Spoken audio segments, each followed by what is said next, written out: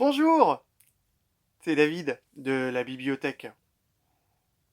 Je suis là pour vous raconter une petite histoire, une histoire en attendant de se voir en vrai. Et je vais vous raconter Pangou, la naissance du monde.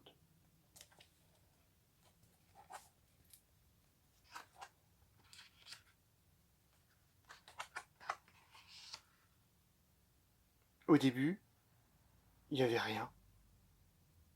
L'univers n'existait pas, il n'y avait pas d'étoiles, pas de brosse à cheveux, pas de soda, pas de couverture, rien, tout simplement rien. Et puis,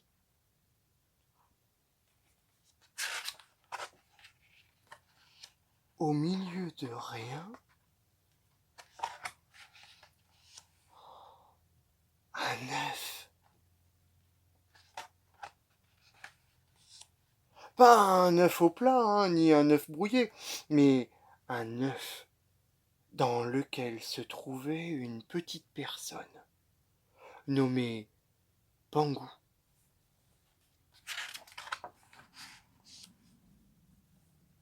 Pangou était bien à l'étroit, car cet œuf, au milieu de rien, contenait tout.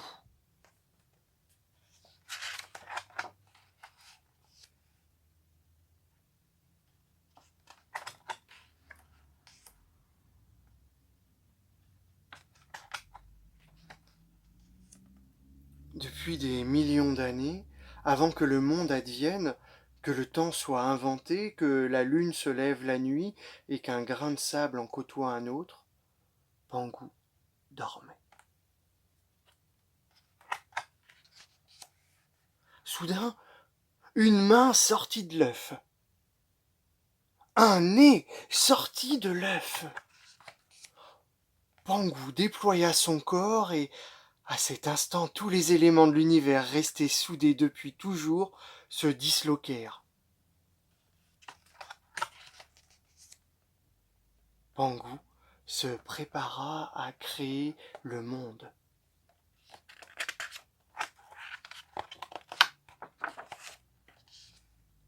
Elle sépara les éléments. Tout en bas, elle fixa les plus gros, les plus lourds, les morceaux visqueux et mous.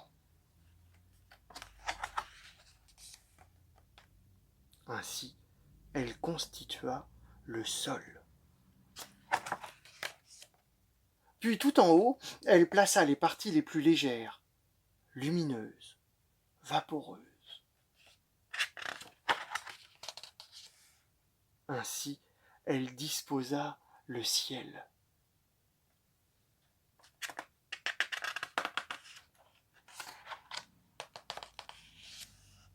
Cependant, malgré ses efforts, des morceaux de ciel restaient collés à des morceaux de terre. La matière de la pierre restait mêlée à la matière de la mer, et les feuillages demeuraient entortillés.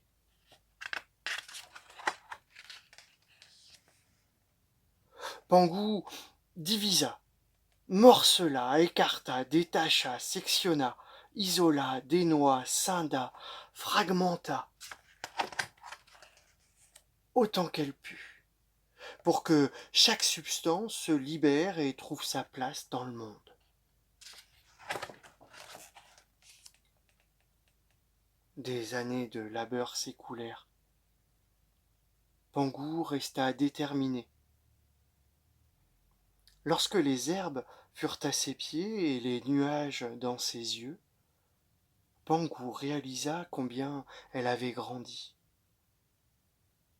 En grandissant, son monde aussi avait grandi.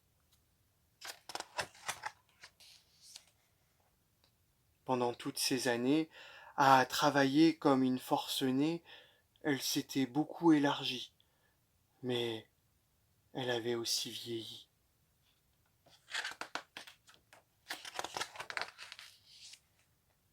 Tandis que son œuvre s'achevait, le monde avait un ciel très haut et une mer très basse. Les rochers étaient fermement accrochés, les racines bien ancrées.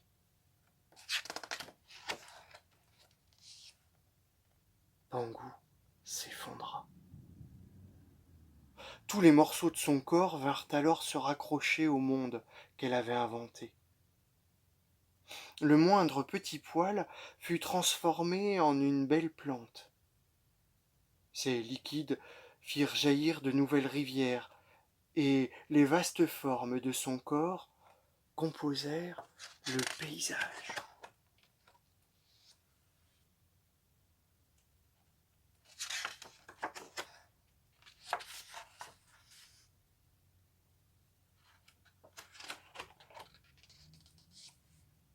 Son œil droit devint le soleil, son œil gauche la lune.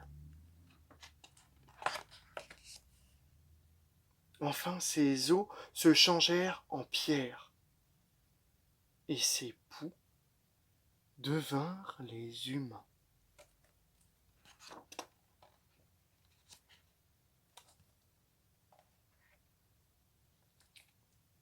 C'était Pangu, la naissance du monde. À bientôt.